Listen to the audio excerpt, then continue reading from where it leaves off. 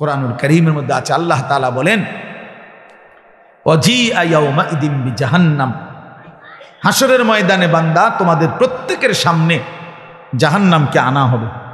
এই যে মনে করেন ওইটা সাউন্ড বক্স, এটা যেরকম প্রকাশ্যে আমরা দেখতেছি, আল্লাহর ফেরেশতারা জাহান্নামকে এরকম টেনে আনবে।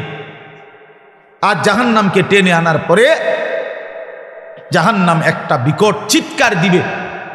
নবী সাল্লাল্লাহু আলাইহি ওয়াসাল্লাম বলেন গোটা হাসরবাসী এই একটি চিৎকারে, সমস্ত মানুষগুলো সর্বোচ্চ স্বরে চিৎকার দিয়া বলবে ইয়া রব্বি নাফসি নাফসি, আয় মাওলা আমারে বাঁচান, আমারে বাঁচান। এই সেদিন কোরআন শরীফে স্পষ্ট আছে, আল্লাহ বলেন ইয়াউমাইদিন ইয়াতাযাক্কারুল ইনসান, মানুষ তোমার সব কিছু দুনিয়ার মনে পড়বে। ওয়া আন্না লাহু যিকরা, কিন্তু বলো না বান্দা সেদিন মনে পড়ে কি লাভ হবে? মনে তো পড়বে। ইয়াউমাইদিন ইয়াতাযাক্কারুল ইনসান ওয়া আন্না লাহু যিকরা, মনে পড়বে সব বান্দা সেই রাতগুলো, দিনগুলো, সেই দুপুর, সেই বিকেল, সেই সকাল, মোবাইলের আড্ডা, বন্ধুদের আড্ডা, নারীর আড্ডা, জেনা ব্যভিচারের আড্ডা, জুয়ার আড্ডা, নেশার আড্ডা, গানের আড্ডা, অসভ্যতার নোংরামির সব আড্ডা মনে পড়বে। হায়াতের প্রতি সেকেন্ড মনে পড়বে। শাহিদা আলাইহিম সামউহুম ওয়া আবসারুহুম ওয়া জুলুদুহুম বিমা কানু ইয়ামালুন। আল্লাহ বলেন বান্দা তোমার কান, চোখ, সারা দেহের অঙ্গের গোশতের চামড়াগুলো তুমি সারা জিন্দেগীর সব আমলের সাক্ষী দেবে। ওয়া জুলুদুহুম, চামড়াগুলো পর্যন্ত, চামড়াগুলো পর্যন্ত। এই জন্য প্রিয় ভাই আমার, বন্ধু আমার, বাপ আমার, আপনাদের কাছে আমার বিনীত অনুরোধ, হায়াতের কদর করো। ছেলেরা আমার, জিন্দেগীর কদর করো ভাই আমার। এ কোনো সুস্থ স্বাভাবিক জীবন না যে কপালে সেজদা নাই। ফজর, জোহর, আসর, মাগরিব, এশা, এক ওয়াক্ত নামাজ দিনের পর দিন, সপ্তাহের পর সপ্তাহ যে পড়ে না, ওই কোনো মানুষ না। ওইটা আস্থা জানোয়ার, ওইটা পুরাটা জানোয়ার। যে কপালে সেজদা নাই ওটা পুরাটা জানোয়ার বেটা, আস্থা জানোয়ার, এটা হাইওয়ান, এটা চতুষ্পদ জন্তু, এটা ইনসান তাকে বলে, মানুষ তাকে বলে যে সেজদা করে। আল্লাহ তাআলা মানুষকে বানাইছেনই সেজদার জন্য। এই শরীরের গঠনটাই আল্লাহর কসম, আল্লাহর কসম, এই শরীরের গঠনটাই আল্লাহকে সেজদার জন্য। নয়তো এই হাঁটু ভাঙ্গার কোনো দরকার ছিল না, নয়তো এই কনুই ভাঙ্গার দরকার ছিল না, নয়তো এই কোমর বাঁকা হওয়ার কোনো দরকার ছিল না। এই গরু, ছাগল, চতুষ্পদ জন্তু কোনোদিন সোজা হয় না, তারপরেও সে দুনিয়া ভোগ করতেছে। পেশাব, পায়খানা, খাদ্য, খাবার, ঘুম, এমনকি যৌন চাহিদা পূরণ, এগুলো তো হচ্ছে তারও। কুকুর বিড়াল কি খায় না বলেন? কথা বলেন না কেন? কুকুর বিড়াল ঘুমায় না? কুকুর বিড়াল পেশাব পায়খানা করে না? কুকুর বিড়ালের যৌন চাহিদা পূরণ হয় না? নাহলে এগুলোর বাচ্চা কাচ্চা হয় কেমন? এগুলোর ছাও হয় কেমন বলেন? তো এর জন্য তো কই সোজাউন লাগে না। তাহলে পৃথিবীর এই সামান্য চাহিদা তো জানোয়ারেরও পূরণ। তো আমারে যে আল্লাহ তাআলা দাঁড়াইবার শক্তি দিল, এরকম কোমর বাঁকার শক্তি দিল, কনুই ভাঙ্গা, হাঁটু ভাঙ্গে আমি যে দাঁড়াইতে পারি, বসতে পারি, উপুর হইতে পারি, শুইতে পারি, এই চারটা যোগ্যতা শুধু ভাত খাওয়ানোর জন্য? শুধু এই চারটা যোগ্যতা পেশাব পায়খানার জন্য? ভাই আমার, বন্ধু আমার, আরেকবার মনে করো। ছেলেরা নিজেরে চালাক মনে করো না বাপ, মনে করো তোমার চুলের পেখম দেখা, তোমার চেহারা সুরতের অহংকারী ভাব আর অদ্যত্বপূর্ণ চেহারা দেখা হয়তো কেউ বলে না, মনে করলে আর কি তোমারে পাশ কাটাইয়া গেল সবাই এলো। এটা জীবনের কোনো সফলতা না, এটা জিন্দেগির কোনো সফলতা না ভাই আমার। আহা, যে খোদার 365 দিনের একটা বছরে, একটা বছর কোনো দিন মুসলমানের বাচ্চা, বাপ মুসলমান, মা মুসলমান, বংশধর মুসলমান, রক্তে মুসলমান, পরিচয়ে মুসলমান, অথচ 365 দিনের একটা বছরে কোনো দিন ফজরের নামাজ পড়ে নাই, পড়ে না। মুসলমানের বাচ্চা এত বড় হাইওয়ান কেমনে হয়?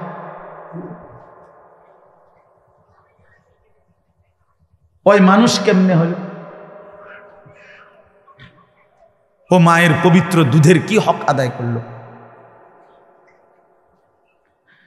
মানুষ বুঝি এভাবে আল্লাহকে ভুলে যায়।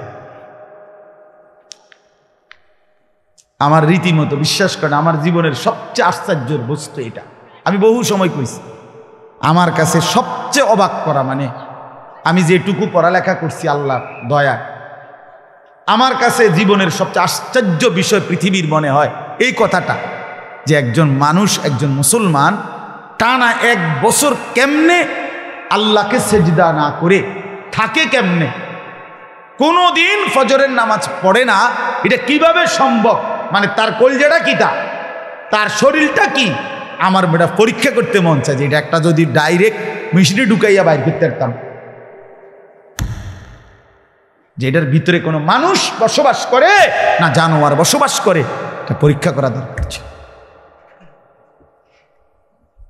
রাসূলুল্লাহ সাল্লাল্লাহু আলাইহি ওয়াসাল্লাম বলছেন, ইন্নাল্লাযী লাইসা ফি জাওফিহি শাইউম মিনাল কুরআন কাল বাইতিল খারিব, যে কলিজার মধ্যে আল্লাহর কোরআন নাই, খোদার কসম নবীজি বলছেন, কাল বাইতিল খারিব, ওইটা সারা বাড়ি, আলগা বাড়ি, যে বাড়ি ভাঙ্গা দিয়া কিছুটা বা পুরান হয়ে যাওয়াতে মানুষ এখন নতুন ঘরে উঠে গেছে, মনে করেন ওই ঘরে আর এখন থাকে না, পুরান বাড়ি, আলগা বাড়ি, সারা ঘর।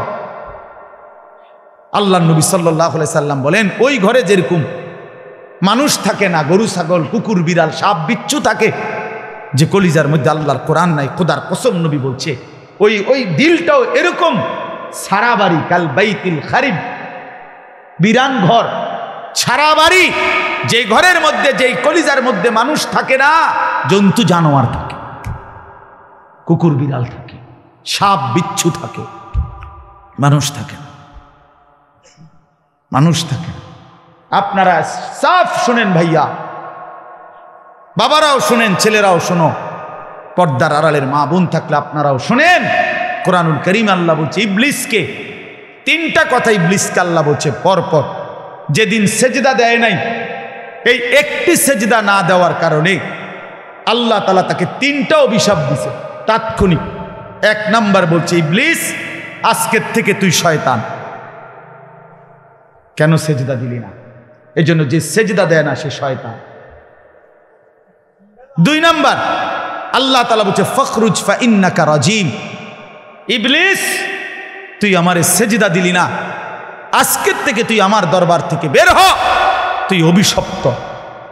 রাজিম, রাজিম, আউযু বিল্লাহি মিনাশ শাইতানির,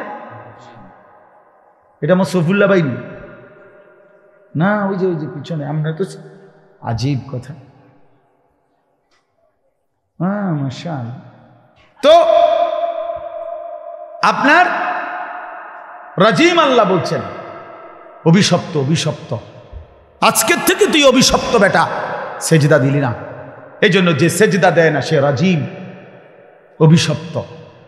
3 নাম্বার আল্লাহর কোরআন, আপনি এনে রাগ হইবার কিছু নেই, রাগ হইবার কিছু নেই, হ্যাঁ গোসা করার কিছুই না। কোরআন শরীফের তরজমা, আল্লাহ বলছে ইবলিস তুমি আমাকে সেজদা দিলা না, মনে রেখো ওয়া ইন্না আলাইকা লানাতা ইলা ইয়াউমিদ্দিন, আজকের থেকে নিয়ে কিয়ামত দিবস পর্যন্ত তোর উপরে আমি আল্লাহর লানত।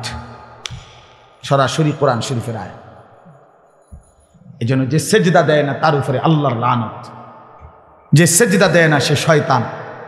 যে সেজদা দেয় না সে রাজিম, অভিশপ্ত। অভিশপ্ত। ইনসাফের সাথে হিসাব করে দেখেন, রাত 11টা বাজেও যদি কোনো যুবক ঘুমায়, কোনো মুসলমান যদি ঘুমায়, 5টা 40-এ ফজরের জামাত,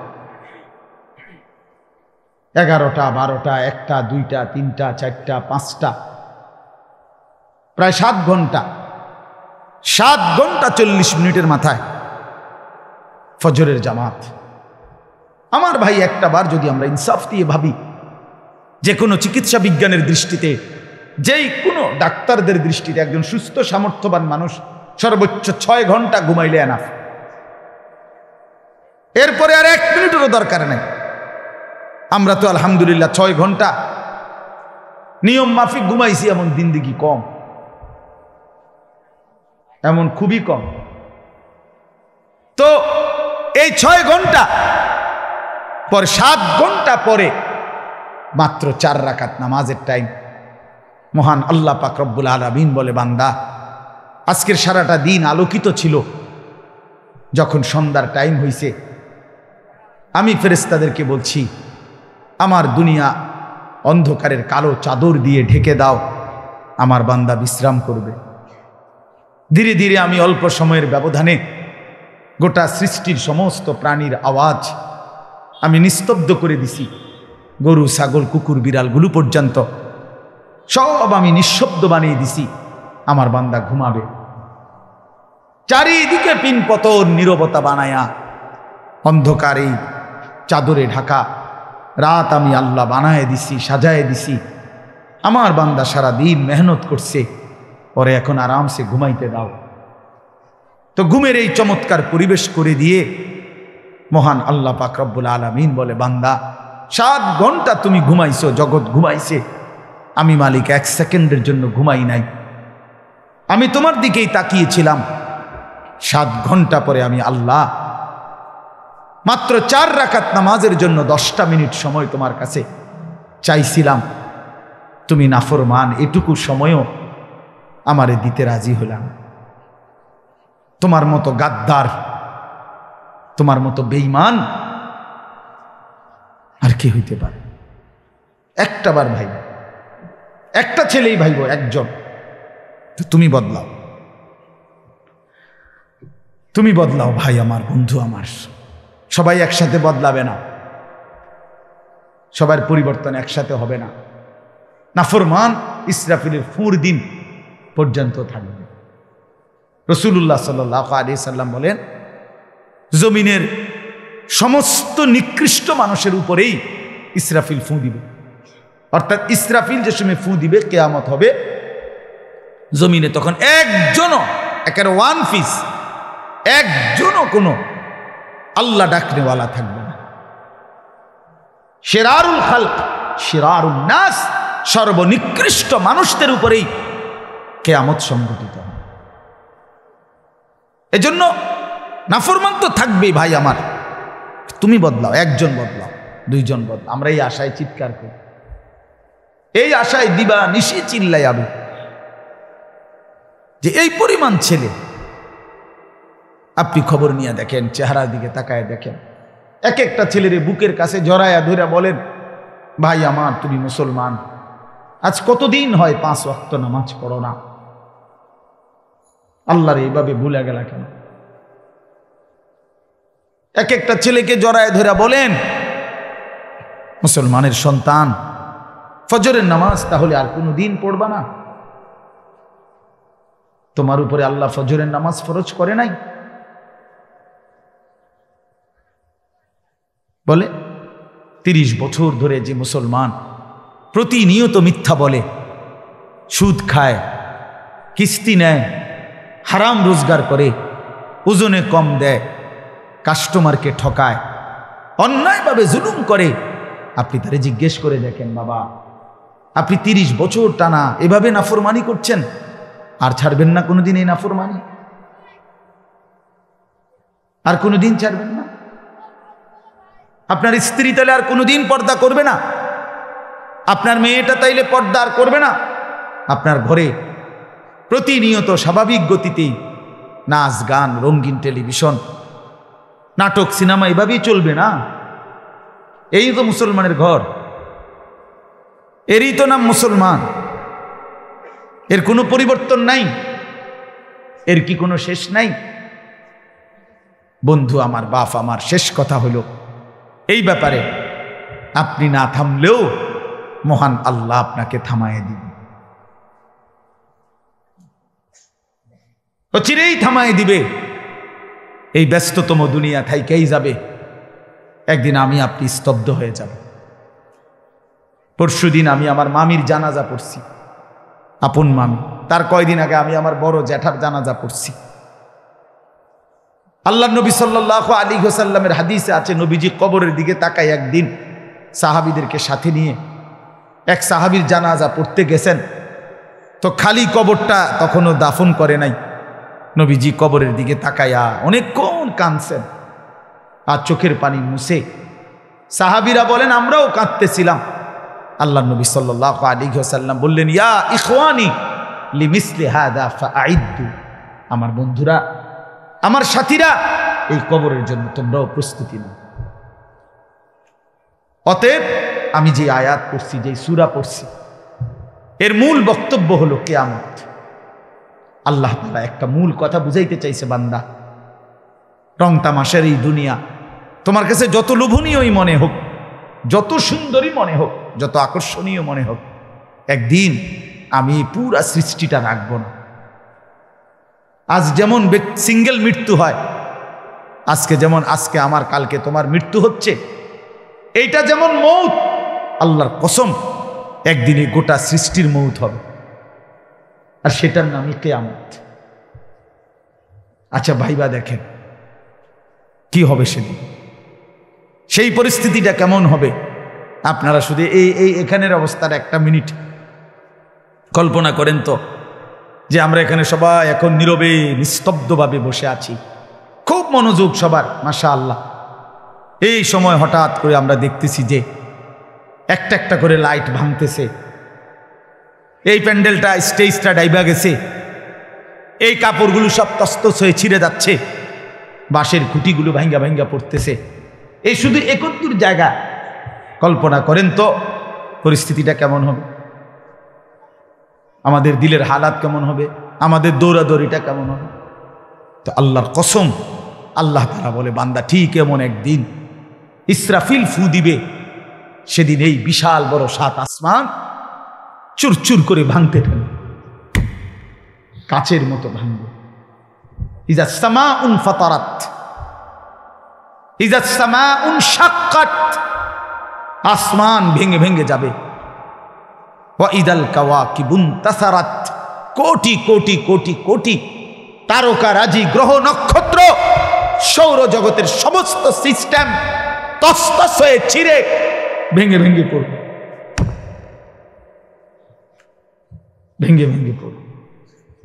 পৃথিবীতে কতগুলো তারকারাজি, গ্যালাক্সি, সৌরজগতের কি পরিমাণ গ্রহ, উপগ্রহ, নক্ষত্র, বিজ্ঞানের শেষ মানুষটাও আজও চূড়ান্ত কোনো হিসাব জানে না, এই শুধু গবেষণাই করছে। তো এগুলো সব পুরা সিস্টেম ছিন্ন ভিন্ন হয়ে যাবে। আল্লাহ তাআলা বলছেন, আল্লাহ তাআলা বলছেন, ওয়া ইদাল বিহারু ফুজ্জিরাত, সাগর, নদী, খাল, বিলের পানিগুলো টকবক করে উথরাইতে থাকবে গরম পানির মতো, আর কিছুক্ষণ পরে সবগুলো বাষ্প আকারে শূন্যে মিলায়া যাবে, কোথাও আর এক ছিটে ফোঁটা পানি থাকবে না। আর এই সূরার মধ্যে বলছে আল্লাহ তাআলা, আখিরাত মনে করাইছে যে বান্দা, যত কিছুই বলো, পৃথিবী থাকবে না, তুমিও না, আমিও না, পৃথিবীও না। এই ছোট্ট কথাটা মনে, আমিও থাকবো না, দুনিয়াও থাকবে, আপনিও থাকবেন না, দুনিয়াও থাকবে। এই আসমান, এই জমি, এখন এটা যদি বুঝেও না ধরে, এখন যদি বুঝতে নাও চান, কিন্তু আল্লাহ বলেছেন এটাই সত্য। সত্য কিনা বলেন, বলেন সত্য কিনা বলেন, সত্য। এবং এটার পিছনে যুক্তিও আছে, যুক্তি, কোরআন সুন্নাত তো আছেই, যুক্তিও আছে। যুক্তি কি? যুক্তি হলো আল্লাহ তাআলা কোরআনুল কারীমের মধ্যে দুনিয়াবি বিষয়ে যত কথা বলছেন, এগুলো যথোপযুক্ত, সঠিক। অতএব আখিরাতের ব্যাপারে যা বলছেন তাও সঠিক। আল্লাহ কোরআনে বলছেন জমিন আমাদের পায়ের নিচে, তো আমরা দেখতেছি জমিন আমগো মাথার উপরে, কোথায়? তো ঠিক আছে। আল্লাহ তাআলা বলছেন আসমান তোমাদের মাথার উপরে, তো বিজ্ঞান প্রমাণ করছে আসমান পানির তলে, কোথায়? তো ঠিক আছে। আল্লাহ তাআলা বলছেন সূর্য চন্দ্র কখনোই আকপিস হয় না, একটা আরেকটাকে অতিক্রম করে না, অর্থাৎ কখনোই এমন হয় না যে টানা 72 ঘন্টা রাত। এমন এই যে এখানে তো অনেক বয়স্ক চাচারা আছেন চেয়ারে বসা যারা, আপনারা একজন মুরব্বী বলেন যে আপনার দাদার আমলে একবার শুনছেন যে এই যে রাত শুরু হয়েছে 72 ঘন্টা পর্যন্ত আর দিন হয় না, এমন কাহিনী কোন রূপকথার গল্পের মধ্যেও তো নাই, আছে? আপনারা শুনছেন কেউ কোনোদিন?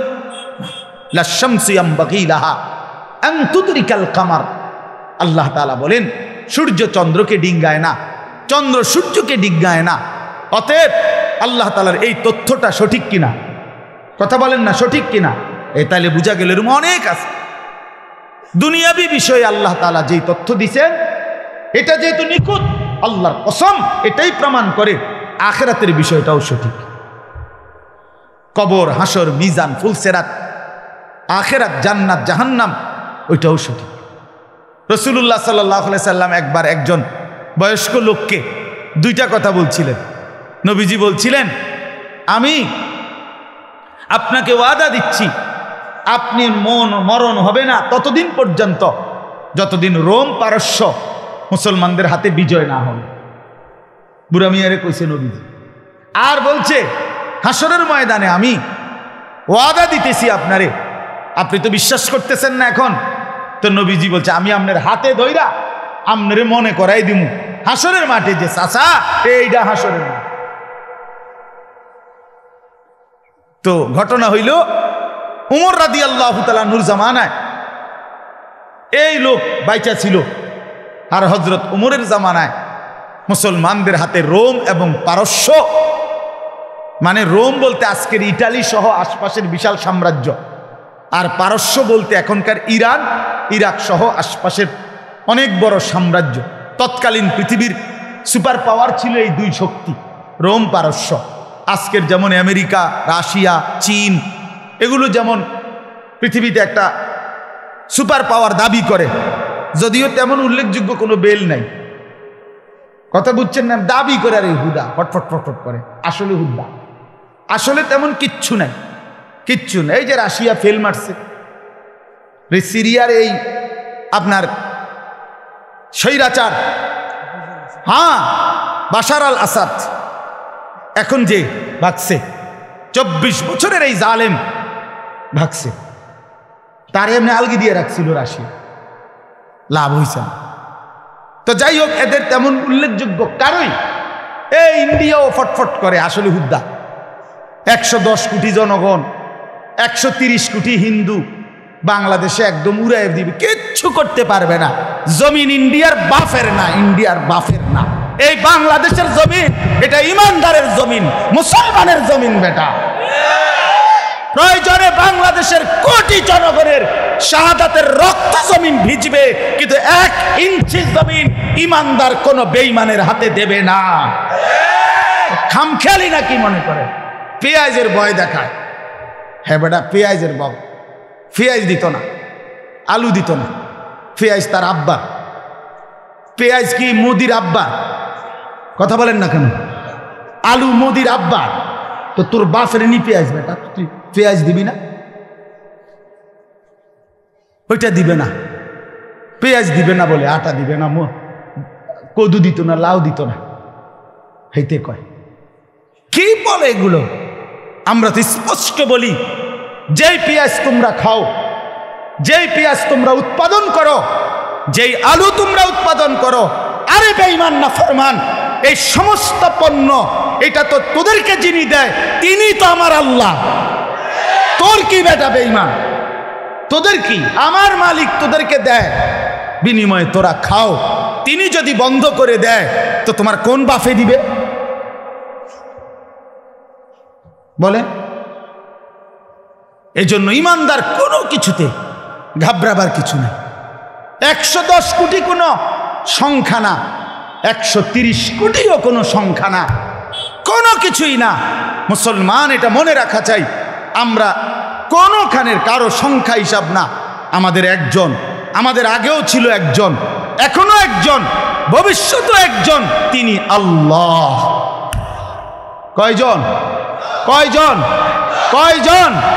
কে তিনি? আরো জোরে, আরো জোরে, আরো জোরে, জোরসে বলো আল্লাহ। আল্লাহই বড়। আল্লাহু আকবার, আল্লাহু আকবার। প্রয়োজনে আমার রক্তে জমিন ভাসবে, প্রয়োজনে আমার সন্তানের রক্তে জমিন ভাসবে, কিন্তু 56,000 বর্গ মাইলের 1 ইঞ্চি জমিন বেঈমান নিতে পারবে না ইনশাআল্লাহ। ইনশাআল্লাহ, কোনো সন্দেহ নেই, কোনো সন্দেহ নেই। এটা সাফ হিসাব। রাজনীতিবিদের হিসাব করুক, আমি রাজনীতির মানুষ না, কিন্তু আমি ইমানদার। আমি একথা মহান আল্লাহর দয়ায় বিশ্বাস করি যে শাহাদাতের খুন পেশ হলে জীবন চলে গেলে আল্লাহর জন্য এটা কোনো লজ্জার কিছু না। মরে যাওয়া কি লজ্জা?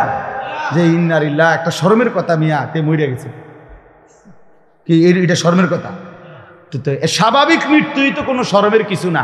আর আল্লাহর জন্য জীবন দেওয়া, শহীদ হওয়া, এটা বুঝি শরমের হইব? বেটা শহীদ হলে সে তো বাদশাহ হবে, বাদশাহ। সে তো আখিরাতের বাদশাহ, সে তো কবরে বাদশাহ। আল্লাহ তাআলা আমাদের প্রতিটা যুবককে ঈমান দান করেন, হিম্মত দান করেন। আমার ভাই, আমার বন্ধু, এই জন্য আমরা বললাম মহান আল্লাহ পাক রব্বুল আলামিন বুঝাইছে, বান্দা যে কোনো মূল্যেই তুমি বুঝা নিও, আমি এই কায়নাত রাখবো না।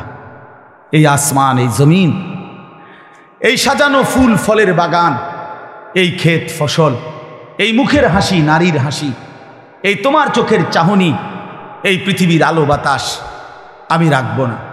তো এই সূরার মধ্যে আল্লাহ তাআলা বলছেন, আল কারিআতু মাল কারিআহ ওয়া মা আদরাকা মাল কারিআহ। 101 নম্বর সূরা, 30 নম্বর পারা কোরআনুল কারীমের। আল্লাহ তাআলা বলছে, বন্ধু, এক প্রচণ্ড বিকট শব্দ। আপনি জানেন সেই বিকট করাঘাতকারী শব্দটি কি? আল্লাহ তাআলা বলতেছেন সেটাই হচ্ছে ইসরাফিলের ফু দিলে এই পৃথিবী যে ভাঙবে, সেই ভাঙার শব্দ। ভাঙ্গার শব্দ, এটাই বাস্তবতা, ভাঙ্গার শব্দ। আল কারিআ মাল কারিআ ওয়া মা আদরাকা মাল কারিআ। এই আল্লাহ তাআলা এখানে কোরআন শরীফে কিয়ামতের ব্যাপারে আল্লাহ তাআলা একাধিক শব্দ বলছে।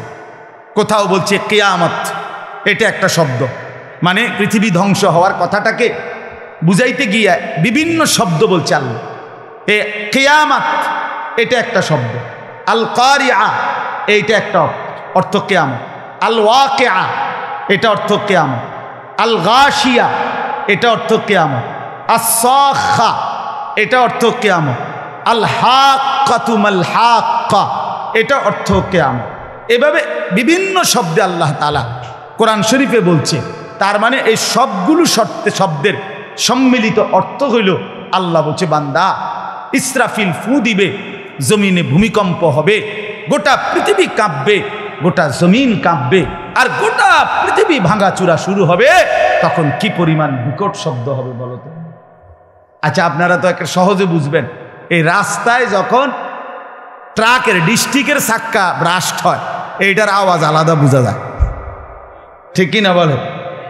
ডিস্ট্রিক্ট ট্রাক যেটি, এগুলোর চাক্কা বড়, এটা ব্রাস্ট হইলে বিকট আওয়াজ হয়। মানুষ দূরের থেকেই বোঝে ডিস্ট্রিক্টের চাক্কা ফাটছে, ব্রাস্ট হয়েছে। তো আল্লাহ তাআলা বলেন, আল কারিআতু মাল কারিআ ওয়া মা আদরাকা মাল কারিআ। একদিন এই জমিনে একটা বিকট আওয়াজ হবে, ইসরাফিল ফু দিবে, গোটা জমিন কেঁপে উঠবে, আর আল্লাহ তাআলা এই গোটা সংসার ভেঙে ফেলবে। আহ, ইয়াউমা তারাউনাহা তাদহালু কুল্লু মুরদিআতিন আম্মা আরদাআত। প্রিয় বন্ধু আমার, বাপ আমার, আল্লাহ কোরআনে বলছে যে মা সেদিন ওই ইসরাফিল ফু দিলে, কিয়ামত যখন শুরু হবে, এই চারদিকের এই ভাঙচুর শুরু হবে, বিকট আওয়াজ হবে। তো যেই মা তার কোলের বাচ্চাকে দুধ খাওয়াইতেছিল আপন সন্তানকে, আল্লাহর কসম আল্লাহ কোরআনে বলছে ওই মা তার কোলের সন্তানকে ছুঁড়ে ফেলে দিল।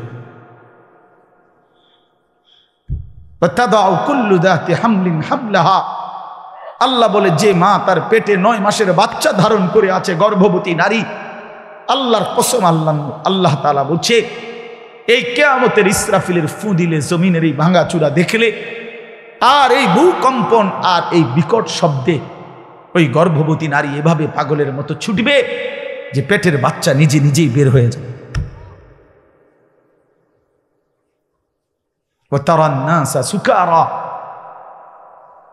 আল্লাহ তাআলা বলেন সবগুলো মানুষ মাতাল হয়ে যাবে। ওমা হুম বিসুকারা, কিন্তু আসলে কেউ মাতাল না, বরং আল্লাহর আযাবের ভয়ে ভীত হবে। আল্লাহ তাআলা বলছেন ফাইদা বারিকাল বাসার, মানুষগুলোর চোখ ধাঁধা লাগা যাবে। ধাঁধা বলতে মানুষ আরে আরে কি আরে আরে কি শুরু হইলো, আমরা এরকম বলি না, আরে আরে আরে আরে আরে শব্দ ভেঙে যেতেছে, হায় হায় ডাইবে যেতেছে সব মানুষ এরকম, এটারে কই চোখে ধাঁধা লাগিয়া গেছে, মানে ভেবা চেকা খাইয়া গেছে।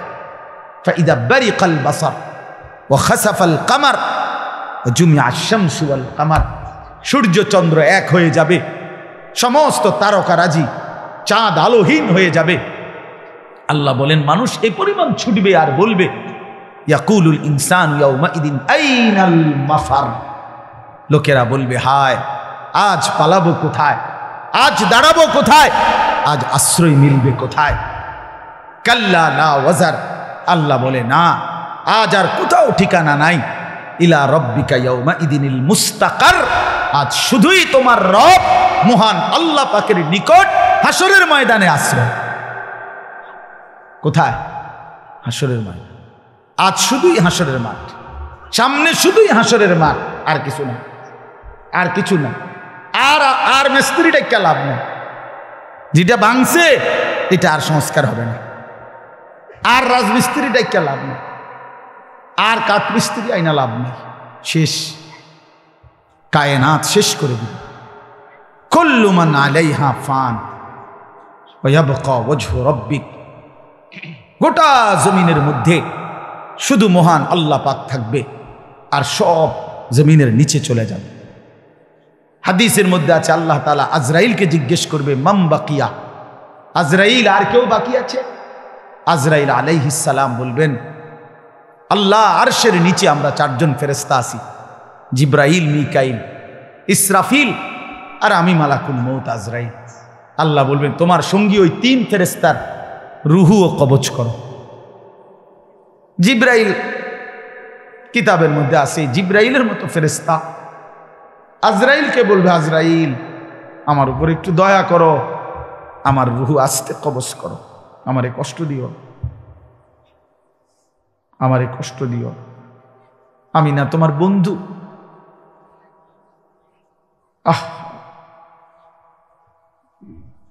আল্লাহর আরশের যে 8 ফেরেশতা, আল্লাহর আরশ বহনকারী মালাকুল মউত আজরাইল, ওই ফেরেশতাদের যখন জান কবজ করবে তখন অন্য কেউ কোনো ফেরেশতা বলবে মহান আল্লাহকে বলো না জিব্রাইল এরা তো আপনার আরশ ধরে আছে, এদেরকে কমপক্ষে ছেড়ে দেন।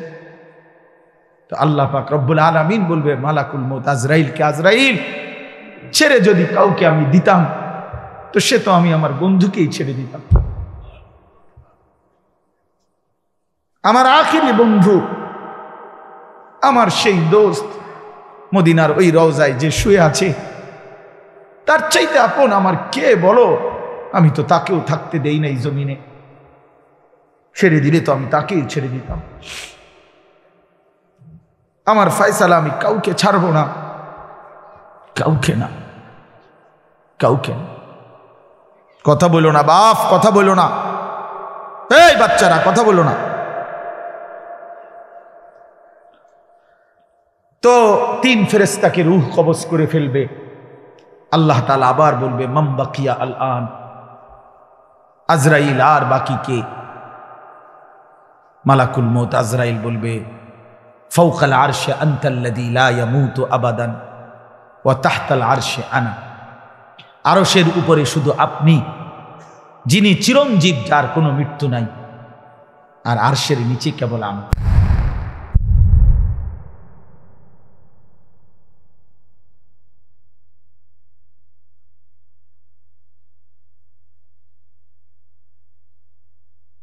কিন্তু আল্লাহর কসম, এই চিৎকারেই সমস্ত মানুষের জান কবজ হয়েছে। এত জোরে মালাকুল মউত বলবে, হায় মালিক, সারাটা জীবন আমি কত কোটি কোটি বনি আদমের রুহু কবজ করলাম, আজ বুঝি আমার পালা, আজ বুঝি আমাকেও শেষ হতে হবে। আজরাইল নিজেই নিজের জান কবজ করবে। তো আল্লাহ তাআলা তখন বলবে, আনাল মালিক। এই তখন আল্লাহ নিজেই বলবে, আমি বাদশাহ, আনাল ওয়াহিদ, আমি একক, আনাল জব্বার, আনাল কাহ্হার, আমি প্রতাপান্বিত, আমি প্রবল পরাক্রমশালী। আইনা মুলুকুল আরদ। আল্লাহ বলবে, এই জমিনের বাদশাহ তোমরা কই? জমিনের জব্বারুন মুতাকাব্বিরুন। খোদার কসম বন্ধু, আল্লাহ ডাক দিয়ে বলবে, আইনাল মুতাকাব্বিরুন।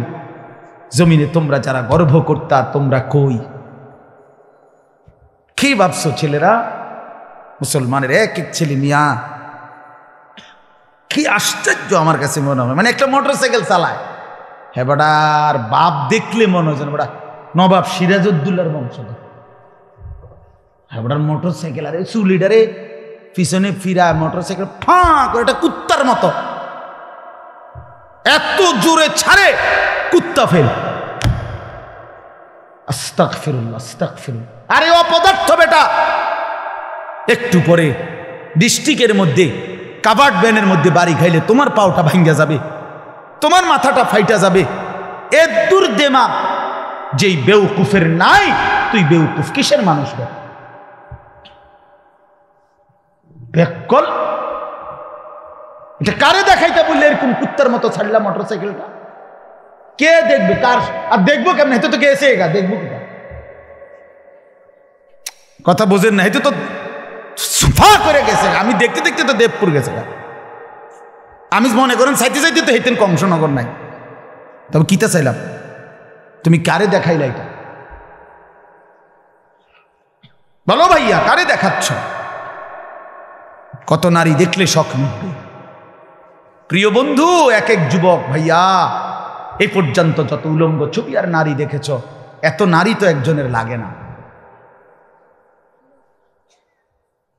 এত অসভ্যতা তো একজন মানুষের শোভা পায় না।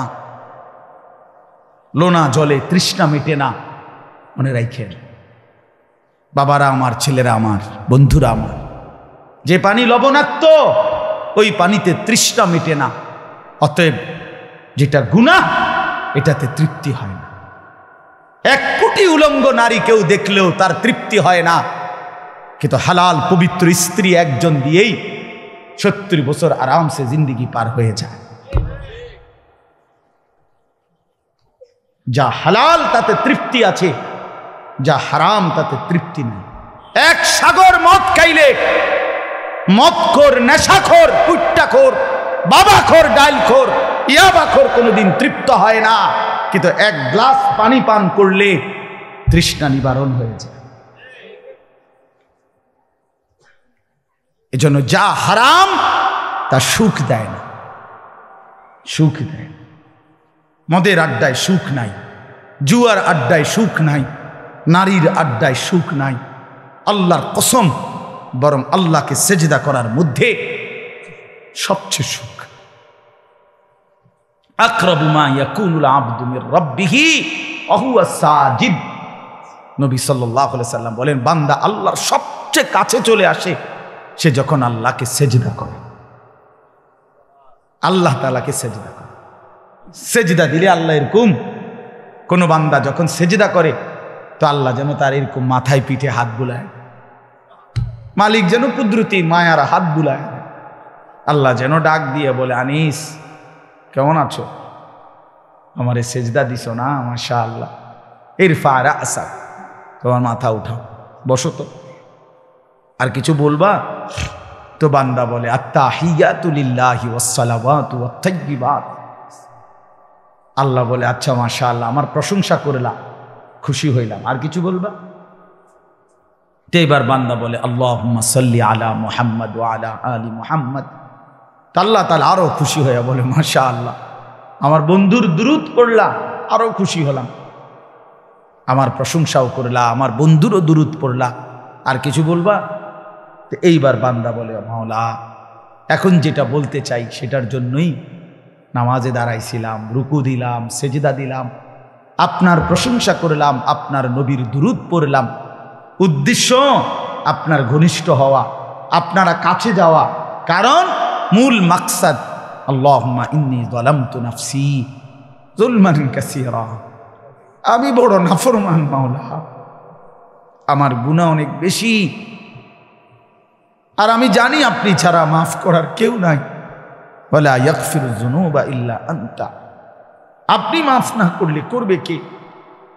এই জন্য আপনার কাছে আসছি, আপনাকে সেজদা দিলাম, আপনার প্রশংসা করলাম, আপনার নবীর নামে, বন্ধুর নামে দুরূদ পড়লাম।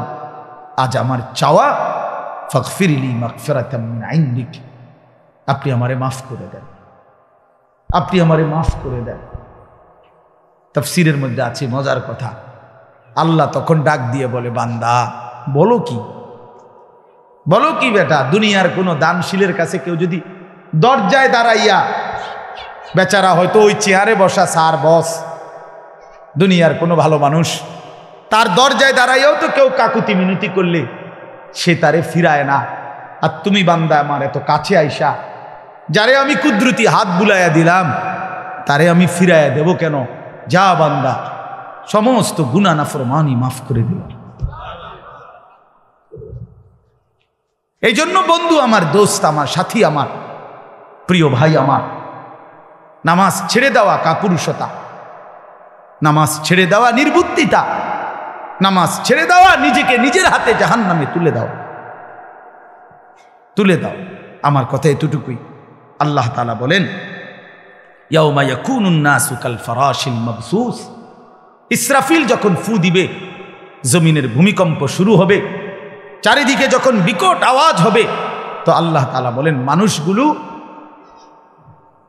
মানে তো ফুক নাই, মানে এরকম আলোর মধ্যে, আগুনের মধ্যে আপনারা দেখছেন সাদা যে পোকা উইরা উইরা আইসা, চারদিক থেকে উইরা আইসা পড়ে, এগুলারে কি কয়? এ উলু, উলু না উলানি, এ উলা উলু, সাদা সাদা পোকা, এই শব্দের অর্থ এটাই।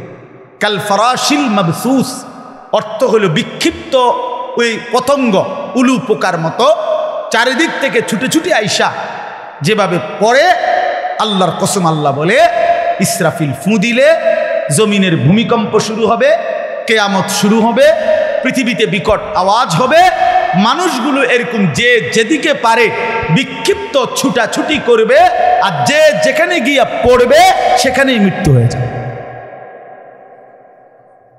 যে জানে গিয়া উষ্টা খাইয়া পড়বো, দৌড়াইতে দৌড়াইতে, হাঁফাইতে হাঁফাইতে ওইখানেই মাটির নিচে। আর দাফন করবো কি? হেঁটে তো মরিয়ে গেছে, কথা বোঝেন নাই। আপনি যে স্বাস্থ্য ভাই আপনারা দাফন করতে, স্বাস্থ্য ভাই আসেনি, জ্যাঠতো ভাই আসেনি, তো দাফন করবো করতে, যেখানে পড়বে ওইখানেই মাটির নিচে, ওইখানেই শেষ। ওয়াতাকুনুল জিবালু কাল ইহনিল মানফুশ, আল্লাহ বলেন একটা উদাহরণ দিলাম বান্দা, পাহাড়গুলোর মাটি ধুনিত তুলা। ধুনিত তুলা মানে কি? লেফ কম্বল বানাইবার সময় আপনারাও জানেন তুলা ধুনায়, জানেননি? হ্যাঁ, মেশিন দিয়েও ধুনায়, অথবা লাঠি দিয়া বাইরাইয়া বাঁশ দিয়া তারা এটারে কি করে? ধুনায়, অর্থাৎ একবারে আলাদা আলাদা করে এগুলারে করে, তখন এগুলো সামান্য বাতাস লাগলেই এই তুলা উড়ে। তো আল্লাহ তাআলা বলেন ইসরাফিলের ফু দিলে এই বিকট শব্দে জমিন কাঁপবে, আর পাহাড়গুলো এরকম ধুনানো তুলার মতো উঠতে থাকবে, উঠতে থাকবে। এরই মাঝে হাসরের মাঠ কায়েম হবে। আল্লাহ তাআলা বলেন সেই মাঠে ফাআম্মা মান সাকুলাত মাওয়াজিনুহু ফাহুয়া ফি আইশাতির রাদিয়া, মিজানের পাল্লায় যার আমল নামা রাখা হলে নেকির পাল্লা ভারী হবে, সে চির সুখের সন্তুষ্টির জান্নাতে চিরস্থায়ী বসবাস করবে। ওয়া আম্মা মান খাফফাত মাওয়াজিনুহু ফাউম্মুহু হাভিয়া, আর আল্লাহ বলেন যার আমল নামায় নেকির পাল্লা হালকা হবে, গুনাহ ভারী হবে, ফাউম্মুহু হাভিয়া, তার ঠিকানা হবে নিকৃষ্ট জাহান্নাম। জাহান্নামের মধ্যে সবচেয়ে ভয়াবহ যেই জাহান্নাম, হাভিয়া, এটা একটা জাহান্নামের নাম, হাবিয়া জাহান্নাম, ওই জাহান্নাম। ওমা আদরাকা মা হিয়া, আল্লাহ নিজে বলছে বন্ধু জানেন এই জাহান্নামটা কতটা ভয়ানক? নারুন হামিয়া, একেবারে প্রচন্ড ধাউ ধাউ করে জ্বলা আগুন, এই হাভিয়া জাহান্নাম, সেখানেই তাকে ফেলা হবে। এখানে ছোট্ট দুইটা কথা। এক নম্বর কথা হলো রাসূলুল্লাহ সাল্লাল্লাহু আলাইহি সাল্লাম বলেন, আমার এই কথাটা শেষ শুনেন, নবী সাল্লাল্লাহু আলাইহি ওয়াসাল্লাম বলছেন, এই হাদিস আর এই তাফসীর করতে গিয়ে কোরআনের এই নারুন হামিয়া, জাহান্নামের আগুন কেমন গরম, তো নবীজি বলছেন নারুকুম হাদিহি জুজউম মিন 70 জুজআম মিন নারি জাহান্নাম। এই কথাটা বুঝেন। আল্লাহ নবী সাল্লাল্লাহু আলাইহি সাল্লাম বলেন তোমাদের দুনিয়ার আগুন জাহান্নামের আগুনের 70 ভাগের 1 ভাগ। কয় ভাগের? 70 ভাগের 1 ভাগ। দুনিয়ার আগুনের চাইতে আরো 69 গুণ বেশি উত্তাপ, তীব্র গরম জাহান্নামের আগুন। তো ব্যাপার হইল, শুনেন কথাটাতে এতটুকু বলার পরে আল্লাহ নবী সাল্লাল্লাহু আলাইহি সাল্লামের সাহাবীরা, এ যারা শুনছে, তাফসীরে কুরতুবিতে আছে, সাহাবীরা ভাবে লাফ দিয়ে উঠছে, ফাল মাইরা উঠা বলতেছে ওয়া ইন্না যালিকা লাকাফিয়া, ইয়া রাসূলুল্লাহ বলেন কি? হায় হায়, পুড়ে যাওয়ার জন্য, ছাই হয়ে যাওয়ার জন্য দুনিয়ার আগুনটাই তো যথেষ্ট। দুনিয়ার আগুন, ওয়া ইন্না যালিকা লাকাফিয়া, এই নবী বলেন কি? এই আগুনই তো যথেষ্ট, দুনিয়ার আগুনই তো ছাই বানায় ফেলে। আল্লাহ নবী বলেন তাহলে ভাবো এর চাইতে 69 গুণ বেশি তাপওয়ালা জাহান্নামের আগুন কি পরিমাণ তীব্র হবে। আমার জীবনে আমি একবার কুমিল্লা মেডিকেল কলেজে যে কুসাইতলি, ওইখানে একজন আগুনে পোড়া মানুষকে দেখতে গেছিলাম। আমার পরিচিত বেচারারে রাস্তা দিয়ে চলার সময় ভুলে এক হোটেল থেকে গরম কড়াইয়ার তেল, আরে পানি, গরম পানি, বেচারা ওই হোটেলওয়ালা বেখেয়ালে রাস্তায় মারছে, ফেলাই দিচ্ছিল আর কি পানিটা। এই ঘটনা চক্রে এই লোক এই সময় এদিক দিয়ে যাইতেছে, আমার খুব পরিচিত মানুষ, এই পিছনটা একদম পুড়ে গেছে, মানে সবটা পানি গরম ব্যাটার এই পিছনে পড়ছে। এই লোকটারে আমি দেখতে গেছিলাম। আল্লাহর কসম বাপ যুবক ভাই, তোমারে যদি আমি বুকে জড়াইয়া বলতে পারতাম, আমি নিজে দেখছি যে তখন তারে এই পোড়া চামড়া এগুলা যে ছিঁড়া ছিঁড়া ড্রেসিং করতেছে নাচছে। আল্লাহর জমিনে কোনো মানুষ এত জোরে চিৎকার করে এভাবে কাঁদে আমি জীবনে কোনোদিন দেখিনি। যে এই আগুনে পোড়া লোকটা ব্যথায় তার যে চামড়াগুলো ছিঁড়া লাইতেছে, ড্রেসিং করতেছে, সে কি পরিমাণ চিল্লাইতেছে। তাইলে দুনিয়ার আগুন যদি এতটা ভয়ানক হয়, নবী সাল্লাল্লাহু আলাইহি সাল্লাম বলছে আরো 70 গুণ, 69 গুণ বেশি জাহান্নামের আগুন। 3000 বছরের জ্বালানো আগুন জাহান্নামের আগুন। অতএব বাপ আমার, বন্ধু আমার, ছেলেরা আমার, একজন ভাইও যদি বুঝে থাকো, আমি দয়া করে অনুরোধ করছি, আমি আপনাদের এলাকারই মানুষ, আপনারা জানেন আমি এই এলাকারই, এখন ময়নামতিরই মানুষ, আমি একেবারে দিল মনে আমি এখানকার, সুখে থাকলেও আমি এখানেরই, দুঃখে থাকলেও আমি এখানেরই, ভালোবাসা পাইলেও আমি এখানেরই মানুষ, ভালোবাসা না পাইলেও আমি এখানেরই মানুষ, এখানেরই মানুষ। চেয়ারম্যান সাহেব সেদিনও আমার বিবির চেয়ারম্যান সার্টিফিকেটের উপরে সই দিছে, এই কয়দিন আগে। আমার 2টা বাচ্চার জন্ম নিবন্ধন সনদ এখান থেকেই নেওয়ার জন্য দরখাস্ত দিছি। অর্থ হইল যে আমি আপনাদেরই, আমরা আপনার একসাথেরই বন্ধু, আমার বাপ আমার, ভাই আমার। আমি অনুরোধ করছি যে আমরা প্রত্যেকেই একটু ফিকির করি যে আমাদের জীবন আখেরাত, পরকাল, তোমরা যারা নামাজ পড়ো না ভাই, আরেকটু ভাবলে ভালো হবে। এই গান বাদ্য, রং তামাশা, এই নাচ গান, এই মোবাইল, এই অশ্লীলতা, এই মদ জুয়া, এই বন্ধুদের আড্ডা, এটাতে সুখ মিলবে না, সুখ মিলবে না। এখানে আর একটা শেষ কথা হলো, ফা উম্মুহু হাভিয়া, এই শব্দের আরেকটা তাফসির হলো, আমি নিজে পড়ছি, আল্লাহ তাআলা বলছে যার আমল নামা হালকা হবে, গুনাহ ভারী হবে, আল্লাহর কসম হাসরের ময়দানে ফেরেশতা তার উঁচা মানুষটা, দাঁড়ানো মানুষটাকে এই মাথার সামনের চুল, ইয়াহভি রাসাহু, তাফসীরের শব্দ, তার মাথার সামনের চুলটা আপনি ধইরা একটা টান দিয়া ফেরেশতা দাঁড়ানোর থেকে তারে মাটিতে ফেইলা একটা লাথি মেরে জাহান্নামে ফেলে দিবে।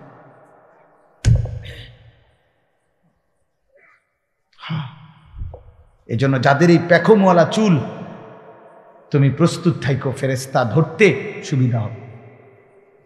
হ্যাঁ, মনে রেখো, যেই বেঈমানের কাছ থেকে এই চুলের মডেল নিছেন, ওই বেঈমানের নামটা মনে রাখছেন, কোন বেঈমান থেকে নিছেন,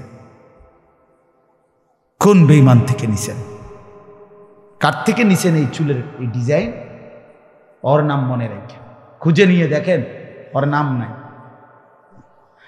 ওর বংশ পরিচয় নাই, কিচ্ছু নাই। ওই সেলুনের যে সমস্ত চুলের কাটিংটি লাগানো, কোবাইনা কাটিং, মানে জায়গায় জায়গায় কোনোখানে মারামারি করছে, তারে 2-3 খান দিয়া সাফাতি দিয়া কোপাইছে, কোবানের পরে যে ব্যান্ডিজ লাগছে, এই ব্যান্ডিজ শুকাইবার পর আর চুল ওঠে না। এখান দিয়ে হয়তো চুল ওঠে নাই, এন দিয়া ওঠে নাই, এন দিয়া ওঠে নাই বেটারা। এখন সে কইছে যে অঞ্জন আমার চুল ওঠে না, তো এখন কি করা এটারে? ওই যে এইটাই একটা ডিজাইন চালাই দাও।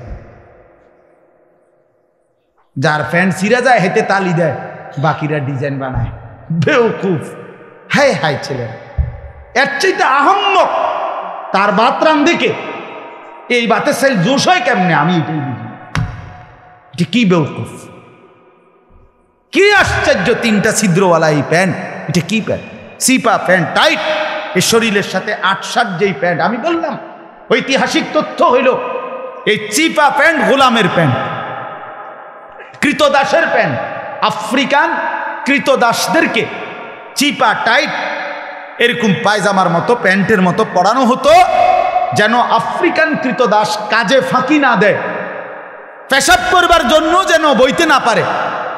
এই জন্য এত সিফা, এত টাইট, এটা ফিন্দাইয়া পরাইয়া তারে খাড় করায় রাখতো ঘন্টার পর ঘন্টা, যাতে করে সে ওই যে বকরি রাখাল করতেছে এটাতে যেন ফাঁকি দিতে না পারে।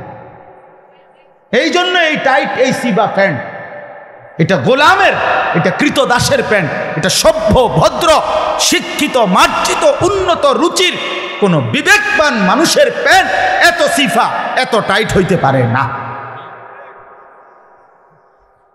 তুমি ইনসাফের সাথে ভাইবা দেখো, আরেকটু ঢিলে ঢালা প্যান্টই হোক সমস্যা নাই, কিন্তু আরেকটু ঢিলে ঢালা হলে সমস্যা কি হইতো? কথা বলেন। আমাদের বটগ্রামের হুজুর আল্লামা নুরুল হক সাহেব, আমাদের কুমিল্লার সবচেয়ে প্রবীণ বয়স্ক হুজুর, বহুত বড় আল্লাহ হুজুর, বলে আমি মাঝে মধ্যে চিন্তা করি তারে কি হোতাইয়া সিলাই এটা না সিলাইয়া এরপরে চিন্তা, এটা বুঝি না। এত সিফা, এটা তো সিলাইবার পরে তো এটা ঢুকবার কথা না। মানে আগে তারে টেইলার্সের এখানে ওই যে ডাক্তারদের রুমে যেরকম একটা চিকন খাট থাকে চকির মতো, পরীক্ষা নিরীক্ষার, এটার মধ্যে শোয়াইয়া মনোজন এটা সিলাই দেয়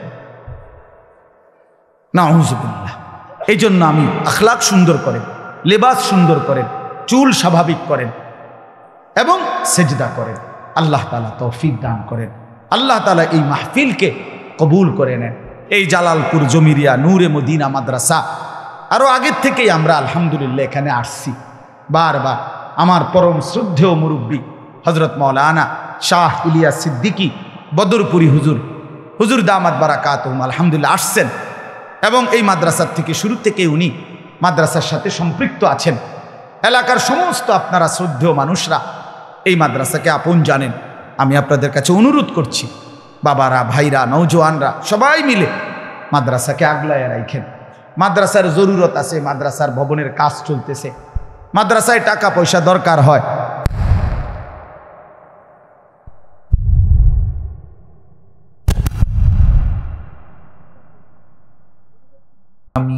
হামিদুম মাজিদ।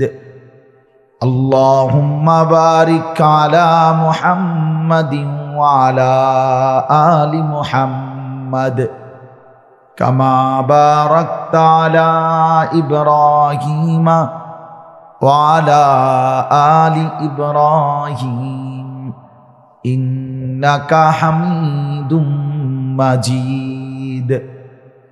সুবহানাকা লা ইলমা লানা ইল্লা মা আল্লামতানা ইন্নাকা আনতাল আলিমুল হাকিম। আলহামদুলিল্লাহ, আল্লাহ পাক রব্বুল ইজ্জত জুল জালাল ওয়াল ইকরামের ফজল কারাম, রব্বুল আলামিনের অপরিসীম ইহসান, মেহেরবানি, দয়া, আল্লাহ তাআলা আমাদেরকে আজ 9 ডিসেম্বর 2024 রোজ সোমবার কুমিল্লা জেলা বুড়িচং উপজেলাধীন ময়নামতি জালালপুর জমিরিয়া নূরে মদিনা মাদ্রাসা ও এতিমখানা এবং এলাকাবাসীর উদ্যোগে আজকের এই মোতাবাররাক 19তম বার্ষিক ওয়াজ ও দোয়ার মাহফিলে অনেক শ্রদ্ধাভাজন ব্যক্তিবর্গের উপস্থিতিতে কোরআন ও সুন্নাহর কিছু কথা শুনবার উদ্দেশ্যে আল্লাহ তাআলাই আমাদেরকে আসবার বসবার আল্লাহর জন্যই জমা হওয়ার তৌফিক দান করেছেন। এজন্য আমরা সকলেই বলি আলহামদুলিল্লাহ। সবার কাছে অনুরোধ হলো, মেহেরবানি করে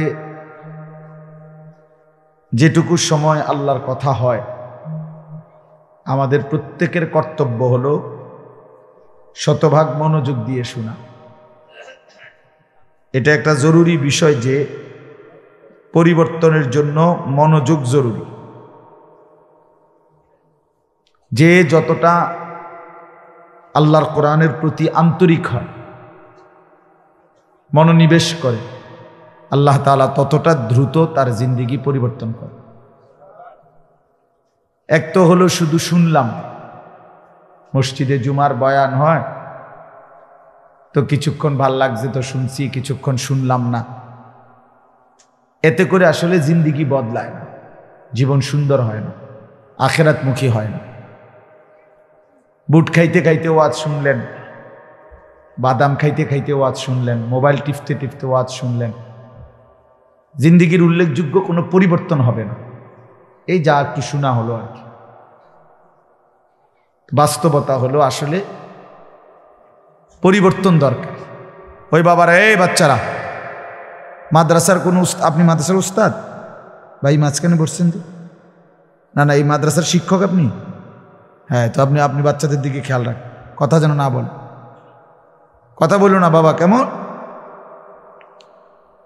তো এই মনোযোগটা, আন্তরিকতাটা খুব জরুরি। আমি অনুরোধ করতেছি, হাতে ধরা যাদের মোবাইল, এই মোবাইলগুলো নামায় ফেলো। নওজোয়ান ভাই তোমরাও, স্ট্যান্ড ছাড়া যেগুলো, হাতে ধরা মোবাইলে মনোযোগ হয় না। মোবাইলের প্রতি মনোযোগ থাকে। মানুষের অন্তর, মনোবিজ্ঞানের কথা হলো মানুষের দিল একই মুহূর্তে দুই জিনিস ভাবতে পারে না। একটা ভাবলে বাকিগুলো স্টপ থাকে, আবার এটারে সরাইয়া আরেকটা ভাবতে হয়। এটাই সিস্টেম। তো যার হাতে মোবাইল থাকে তার সমস্যা হলো তার দিলের মধ্যে থাকে যে মোবাইলে উঠতেছে কিনা, এটার প্রতি তার পুরা ফিকির থাকে। ফলে মোবাইলে তো উঠলো, ঠিক আছে, সুন্দর আওয়াজ হয়েছে, রেকর্ড হয়েছে, সবই ঠিক আছে, কিন্তু মোবাইল যত সুন্দরই উঠলো, আমার নিজের জন্য কি হলো? আমার জন্য আমি কি গ্রহণ করলাম? তো আল্লাহর কোরআন, রাসূলুল্লাহ সাল্লাল্লাহু আলাইহি সাল্লামের সুন্নাহর এই কথাগুলো মোবাইলের জন্য, আমার জন্য, নিজের জন্য। এই জন্য এটা বহুত জরুরি বিষয়। এই জুমার নামাজে এক সপ্তাহে শেষে বয়ান হয় জুমার দিন, বছরে 52 সপ্তাহ, কম না। একটি বছরে 52 সপ্তাহ, তাহলে 52 সপ্তাহ গড়ে 50 মিনিট করে, প্রতিটা মসজিদেই জুমার বয়ান হয়। ইমাম সাহেবরা প্রয়োজনীয় বিষয়াদি নিয়ে সারা বছর আলোচনা করে। এটা সত্য কথা যে কেউ যদি মনোযোগ দেয়, আন্তরিকতাভাবে শুনে, তো তার জিন্দিগির সৌন্দর্যের জন্য, আখেরাতের জীবন সাজাবার জন্য জুমার নামাজের বয়ানই যথেষ্ট। কিন্তু বাস্তবতা হলো ওই যে আমরা অনেক সময় মনে করি আমরা এলাকার হুজুর, এবার আর কইবই কি, জানে কি, হুজুর আনতে হবে দূরের থেকে, চাঁদের দেশ থেকে একজন হুজুর আনো, বা মঙ্গল গ্রহ থেকে হুজুর আনো, বিরাট হুজুর, একবারে শরীরে গতরে বিরাট তরতাজা হুজুর। এই এক মানসিকতা। আসলে বাস্তবতা হলো কোনো ব্যক্তি বিশেষের জনপ্রিয়তা এটা কোনো মূল বিষয় না। আমি নিজের জন্য আল্লাহর কোরআন থেকে কি নিলাম এটা দেখার বিষয়। মনে করেন আমারে একেবারে 10 লাখ মানুষ চিনে, কথার কথা, তো আমনের লাভ কি? আমারে না চিনে তো আমনের লাভ কি? আমারে একবারে সারা বাংলাদেশ চিনে, তো চিনলে কি? আপনার ফায়দা কি হয়েছে সেটা বলেন। এই বিষয়টা জরুরি যে আমি অমুকে জনপ্রিয়, তো জনপ্রিয় হোক বা না হোক সেটা তো কোনো বিষয় না। জনপ্রিয়তা এটা এক ধরনের ধোঁকা, এটা বাস্তবিক অর্থেও ধোঁকা। এই কোরআনুল কারীমের মধ্যে 25 জন নবীর নাম আছে কোরআন শরীফে মোট। তাহলে নবী রসুল কি 25 জন? তো 1.25 লক্ষ নবী রসুল, তো 1.25 লক্ষ নবী রসুলের নাম কো? নাম দহুদা 25 জনের না। তো 1,25,000 যদি নবী রসুল হয়, সেখানে 25 জনের নাম যদি কোরআনে থাকে, কোনো পার্সেন্টেজ আসবে এটা? তো যাদের নাম নাই তো তারা ব্যর্থ।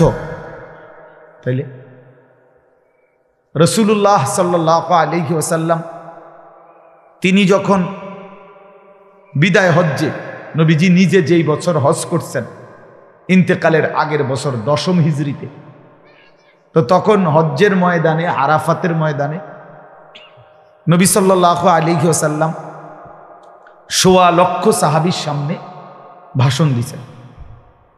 আরাফাতের ভাষণ, হজ্জের ভাষণ। এখন পৃথিবীর কোনো কিতাবের মধ্যে কোথাও নাই, গোটা পৃথিবীতে কোনো কিতাবের মধ্যে 10,000 5,000 সাহাবীর নাম নাই, কোথাও নাই। সর্বোচ্চ 313 জন বদরি সাহাবী, বদরের যুদ্ধে অংশগ্রহণ করছে যারা, উনাদের নাম আছে একসাথে 22 রিয়াল। তাহলে আরো সবগুলো কিতাব, ইতিহাসের আরবি গ্রন্থ একত্র করলে 2, 4, 5,000 10,000 সাহাবীর নাম, 10,000 মিলাইতে কষ্ট হবে, বাড়ি চালান নিয়ে।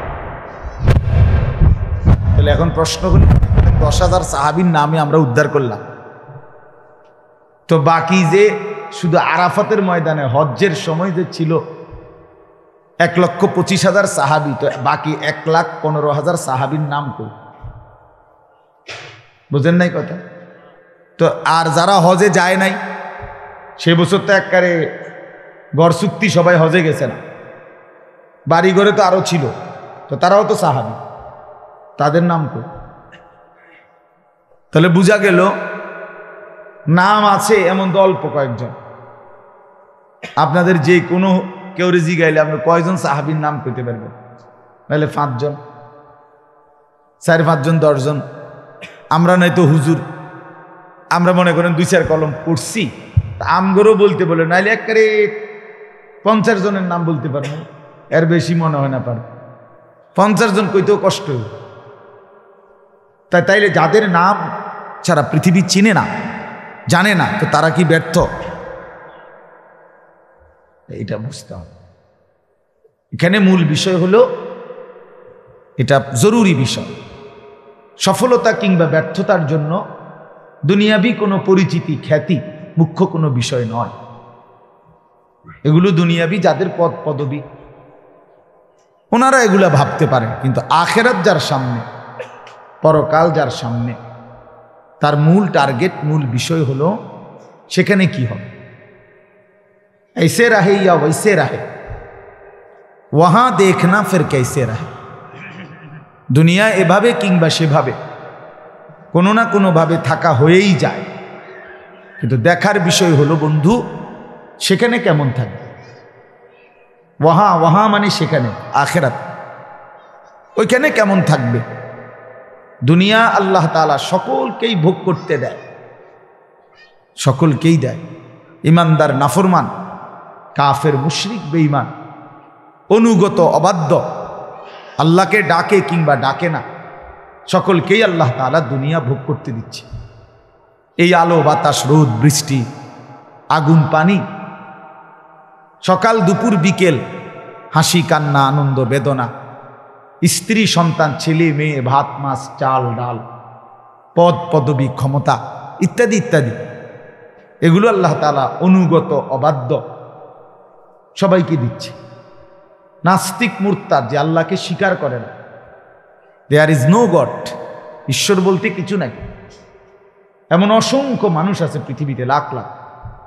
আমি দেখছি একবার 4টা যুবক ছেলে, উচ্চশিক্ষিত মানুষ, আমি সরাসরি মুখোমুখি কথা বলছিলাম একবার, ওরা পরিষ্কার বলছে এই বাংলাদেশে যে হুজুর সৃষ্টিকর্তা আল্লাহ বলতে কিছু আছে, এটা আমরা মোটেই বিশ্বাস করি না। আল্লাহ তাআলা তো এই বেঈমানকেও খাওয়াইতেছে।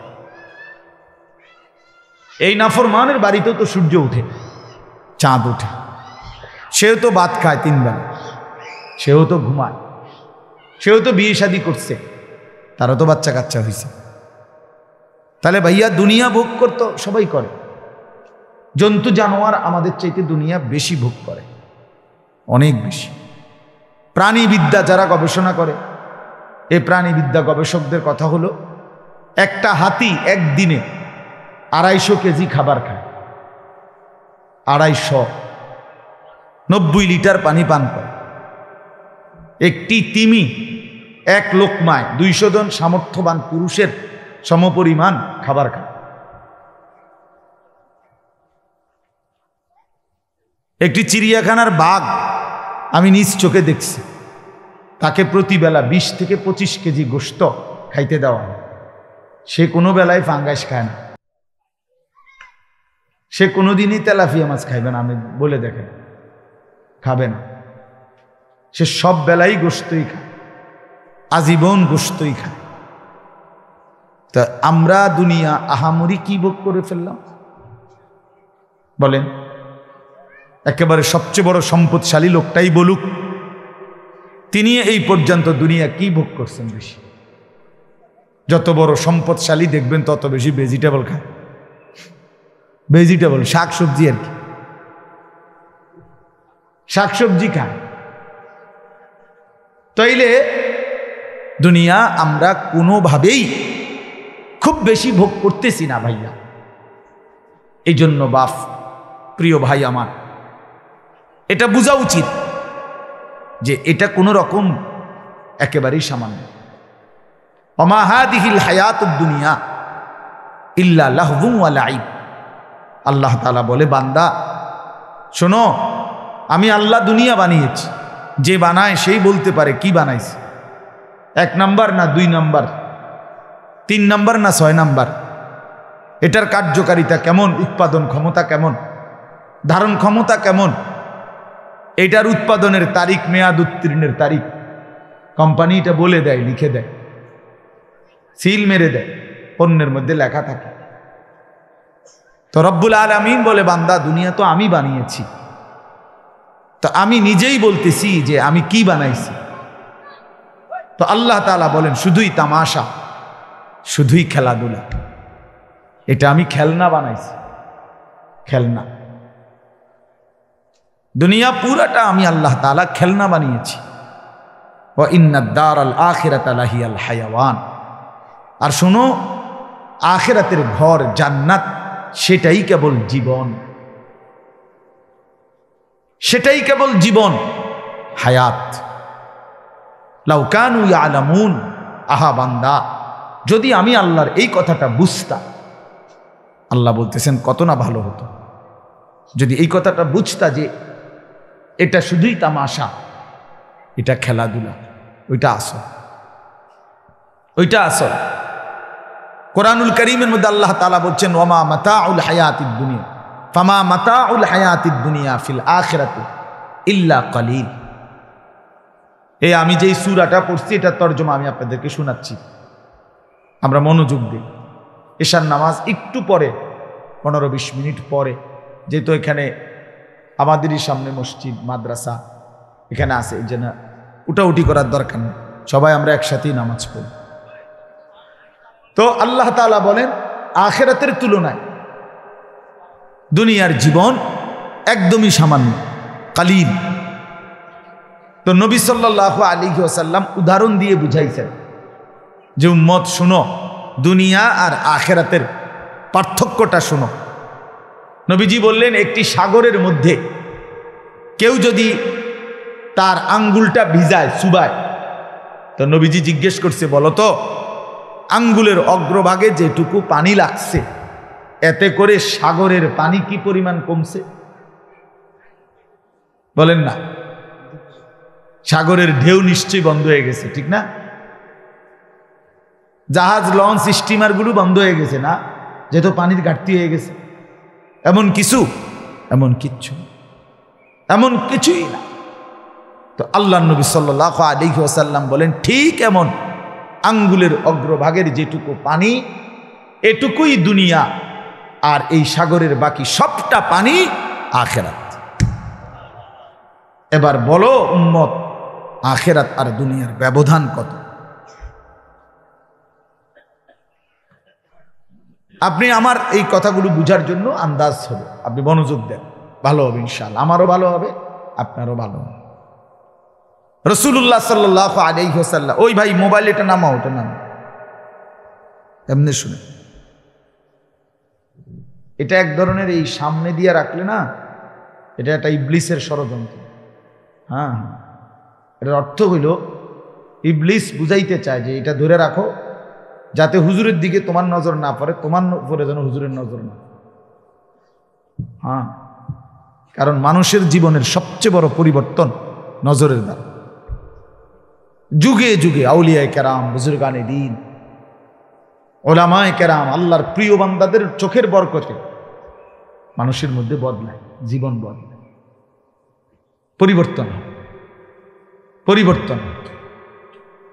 রাসূলুল্লাহ সাল্লাল্লাহু আলাইহি ওয়াসাল্লামের নজরের বরকতে সাহাবায়ে কেরাম একেবারে পচা গলা মানুষ ছিল বলা, সমস্ত অশ্লীলতা, নাফরমানি, অসভ্যতা, বেহায়াপনা, সমস্ত অন্যায় পাপে ডুবা ছিল। তারা নিজেরাই পথ চিনত না, আল্লাহ কি আখিরাত কি কিছুই জানতো না, গন্তব্য কোথায়।